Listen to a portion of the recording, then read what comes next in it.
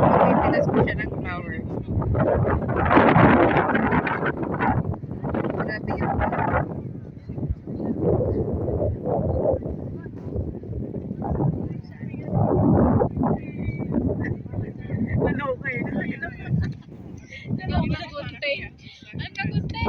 Siguro gagawin din yung tulips farm. Ayun, makapal yung ano. Baka nga tulips. Uy, ang ganda rin dun sa kabilang yun. Farm din siya. Ayun, sa kabila. Ayun dun. Parang yellow yung ano niya. Oo, farm din siya. Kaya pala maraming tao dun. So tara. Parang walang tao doon. Uy, meron. Ayun, oh, napunta Doon tayo sila. mamaya mag-picture. Crowded kasi dito. Crowded. Pwede dito guys, ano, ang ganda niya sa personal.